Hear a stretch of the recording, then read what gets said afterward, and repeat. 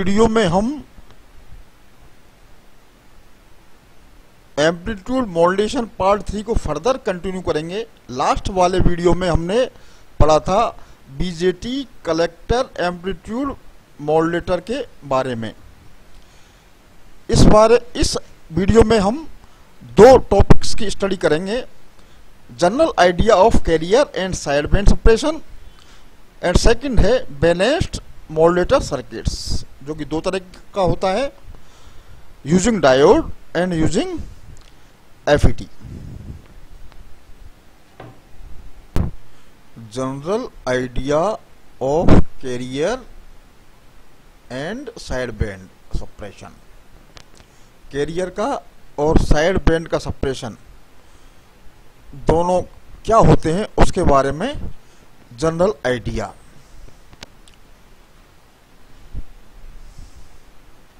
The am power equation, ये वाली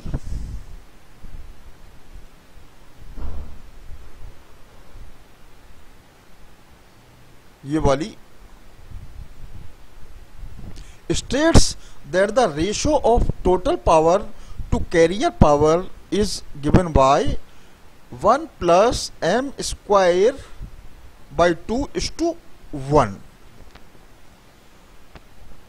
If the carrier is suppressed only, अगर modulated beam में से केवल कैरियर को ही सप्रेस किया जाए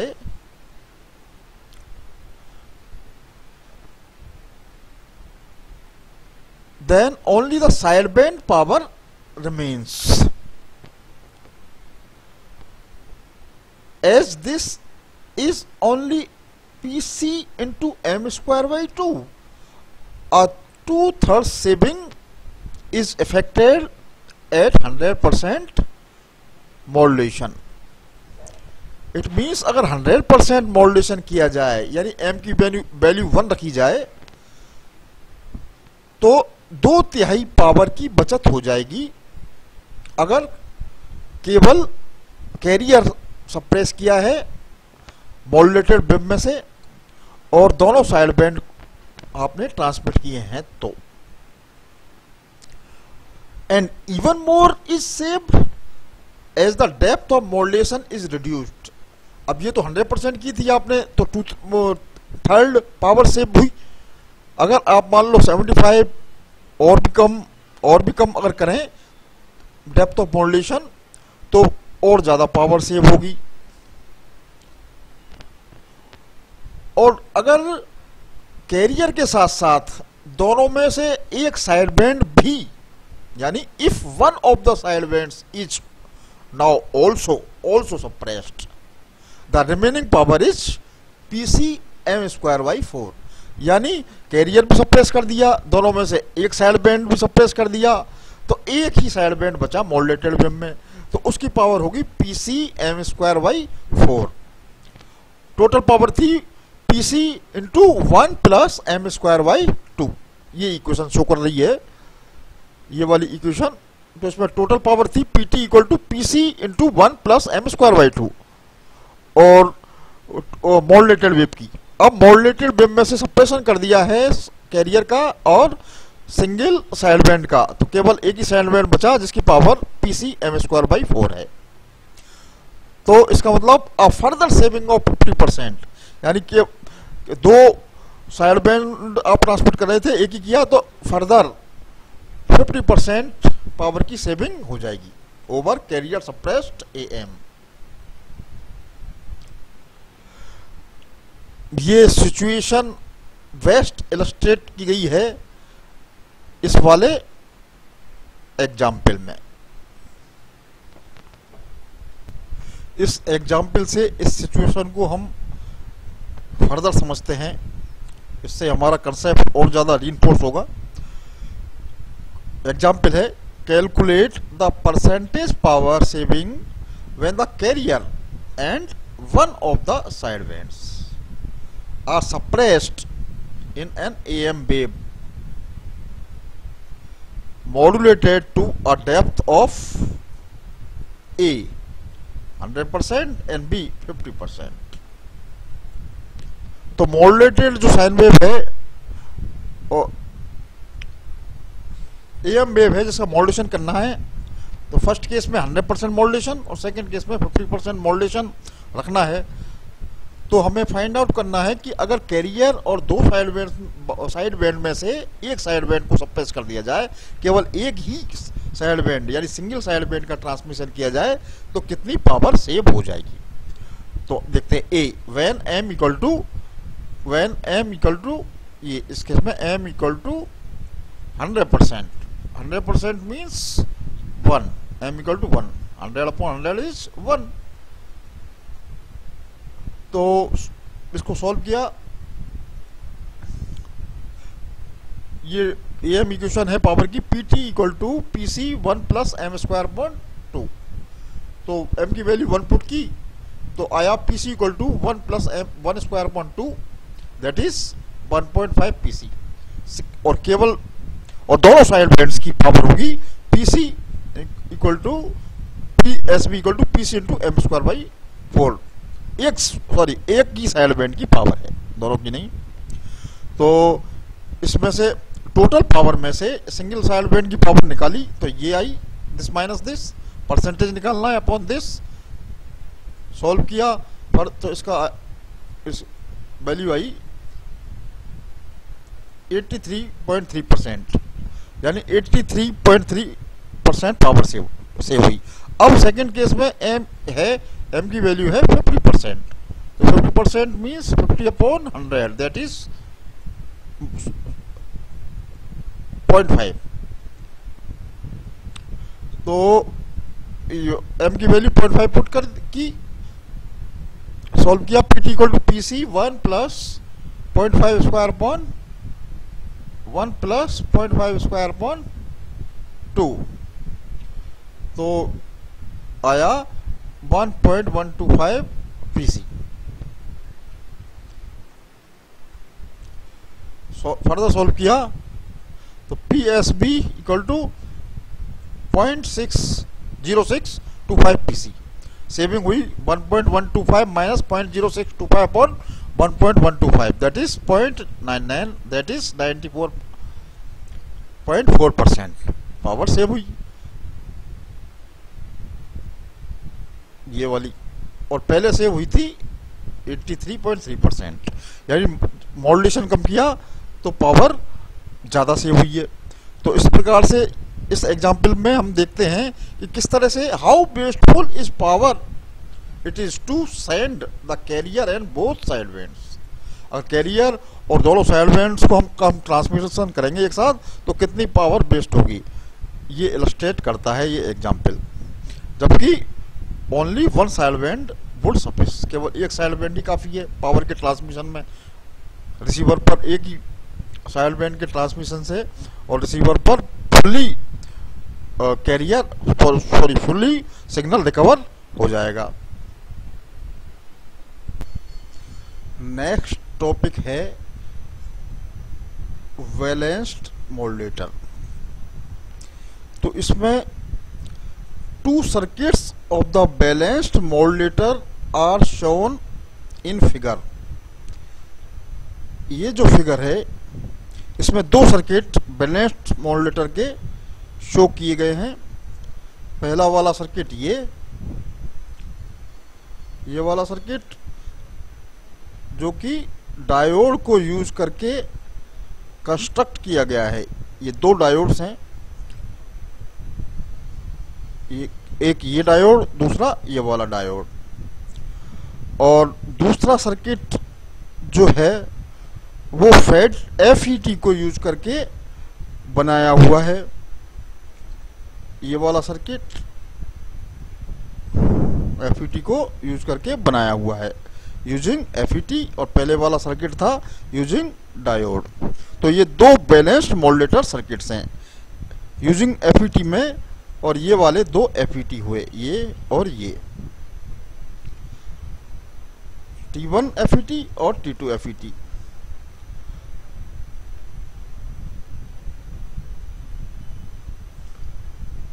तो दो इसमें each utilizes the non linear principle, जो डायोड और एफईटी या बीजेटी में नॉन लीनियर प्रिंसिपल्स प्रयुक्त होता है, उसको यूटिलाइज करते हैं दोनों ही सर्किट। तो इसमें क्या होता है, the modulation voltage V2 is fed in push pull and the carrier voltage V1 in parallel to a pair of identical diodes or FET amplifiers, class A FET amplifiers। यानी वापस देखते हैं, ये जो सर्किट है डायोड को use करते हुए, इसमें वोल्टेज V1 फीड किया जाएगा। ये RF इन नजर आ रहा है, यहां पर वोल्टेज V1 फीड किया गया है, वोल्टेज V1 फीड किया गया है, वोल्टेज V1 फीड किया जाएगा। और AF इन ये जो है मॉड्यूलेटिंग वोल्टेज है,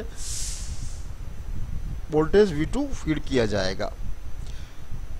ये मॉड्यूलेटिंग वोल्टेज है RF इन, और ये है कैरियर वोल्टेज। सिमिलरली इधर FET को यूज करके जो बैलेंस मॉड्यूलेटर यूज किया जा रहा है, उसमें यहाँ RF इन यानी कैरियर और ये AF इन यानी मॉड्यूलेटिंग वोल्टेज V2 और ये V1 इस तरह से फीड किए जाएंगे।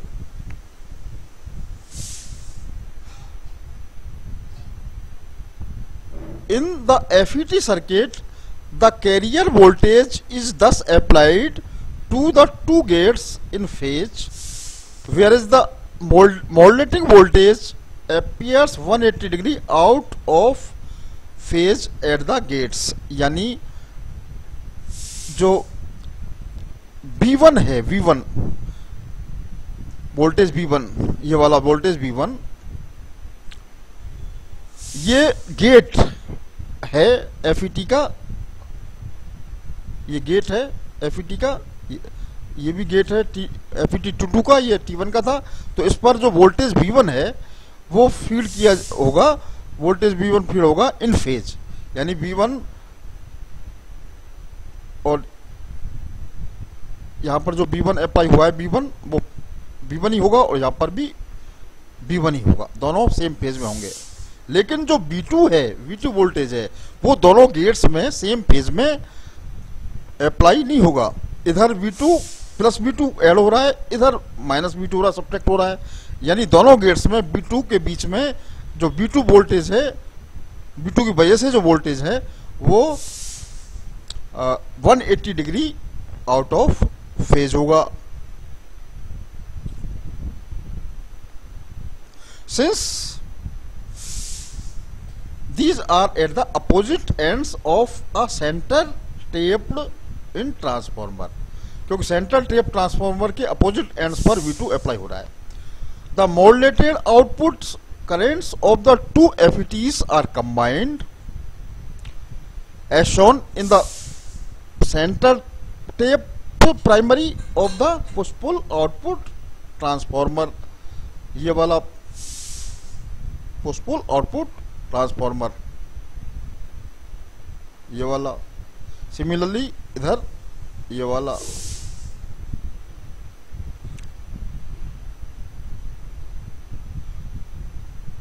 They therefore subtract as indicated by the direction of the arrows in figure. If this system is made completely symmetrical, completely symmetrical का मतलब है कि दोनों डायोड या फिर दोनों FET बिल्कुल आइडेंटिकल हैं, तो the carrier frequency will be completely cancelled. जो हम चाह रहे हैं कि कैरियर फ्रीक्वेंसी कैंसिल हो जाए, वो कंप्लीटली कैंसिल हो जाएगी अगर दोनों सिस्टम, दोनों डायोड्स या दोनों फैट एकदम आइडेंटिकल है, यानी कंप्लीटली सिमेट्रिकल है। लेकिन no system can of course be perfectly symmetrical in practice. so that the carrier will be heavily suppressed rather than completely removed. इसलिए heavily suppressed हो जाएगा लेकिन completely remove नहीं हो पाएगा, क्योंकि कोई भी सिस्टम perfectly identical नहीं होता है, लेकिन heavily suppressed हो जाएगा, उससे भी हमारा काम चल जाएगा। अगर 45 dB सप्रेशन है तो भी वो एक्सेप्टेबल रिगार्ड किया जाता है, यानी स्वीकार्य होता है।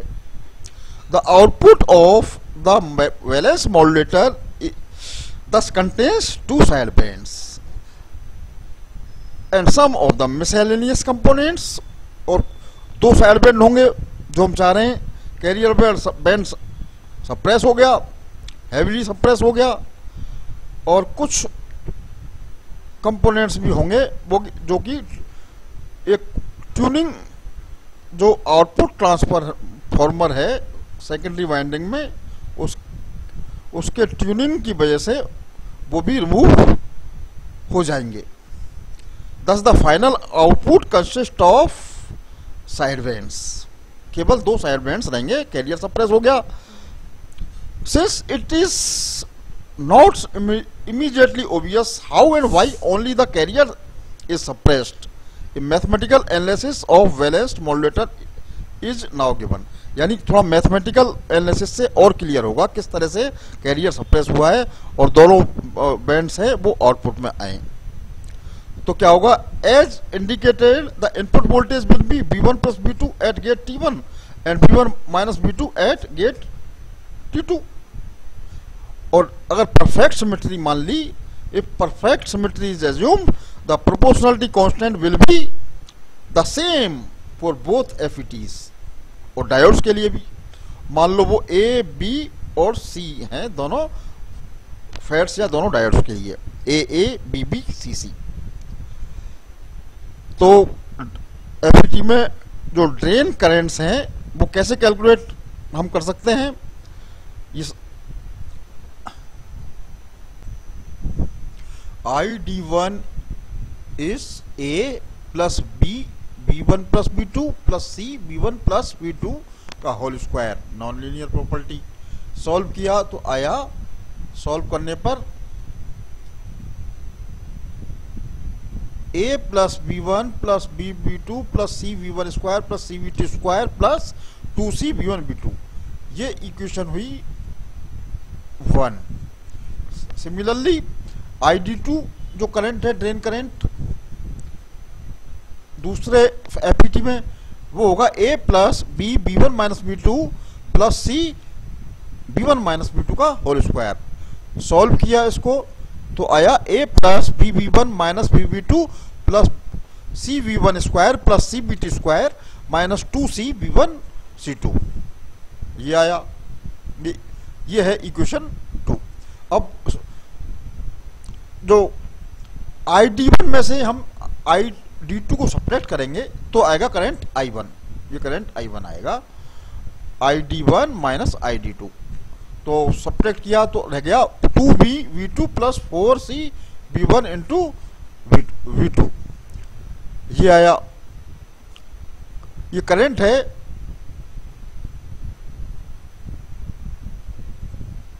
as previously indicated, the primary current is given by the difference between ID1 and I2। ये प्राइमरी करंट है, प्राइमरी में जो करंट फ्लो होगा वो है I1, यानी देखते हैं ये करंट है I1, इधर I1 करंट फ्लो होगा प्राइमरी में। प्राइमरी बाइंडिंग में करंट होगा दोनों का सब्ट्रैक्शन। ये ID2 है, इधर ID1 है, और दोनों का सब्ट्रैक्शन प्राइमरी में, दोनों का, ये ID1 ये ID2 दोनों को सब्ट्रैक्ट करेंगे तो प्राइमरी में करंट आएगा।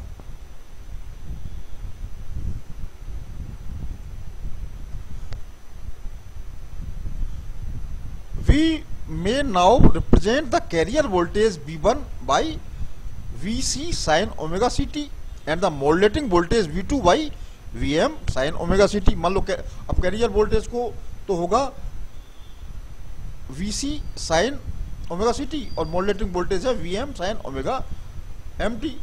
तो substituting these in equation for I1, जो I1 के लिए इक्वेशन निकाली है ये वाली, इसमें Vm, स्मॉल Vm और स्मॉल Vc की वैल्यू पुट कर देंगे, V1 V2 की वैल्यू पुट कर देंगे। ये V1 है और ये है V2। तो इस वाली इक्वेशन में हमने पुट कर दिया, इस वाली इक्वेशन में V2 और V1 V2 की वैल्यूज पुट कर दी।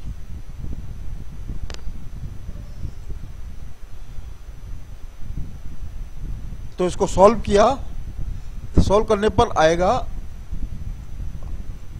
2v Vm sin omega mt, जो कि V2 है, plus 4c Vm Vc half cos omega c minus omega mt minus cos omega c plus mt। अब आउटपुट जो वोल्टेज होगा, the output voltage Vo is proportional to the primary current, primary current के proportional होगा output voltage, यानी Vo equal to alpha I1। तो alpha proportionality constant है, I1 की value put की तो ये आया। तो सिंप्लीफाई किया, let P equal to this and Q equal to this, तो आया output voltage Vo equal to P sine omega mt और ये Q cos omega c minus omega mt और minus Q cos omega c plus omega mt। तो ये मिल गया upper side band output में, ये लोअर साइड बैंड, ये मिल गया अपर साइड बैंड, और कैरियर जो Vc था जिसकी फ्रीक्वेंसी ओमेगा c थी कैरियर की, वो इसमें कहीं नजर नहीं आ रहा, केवल मॉड्यूलेशन फ्रीक्वेंसी नजर आ रही है। तो इसको ट्यून सर्किट से हम इसको सप्रेस कर सकते हैं। तो यानी इस इक्वेशन से हमें पता चल गया कि किस तरह से आउटपुट में कैरियर सप्रेस हो गया है और दोनों साइड बैंड मिल गए। Equation shows that under ideally symmetrical conditions the carrier has been cancelled out, carrier cancel हो गया, leaving out only two side bands,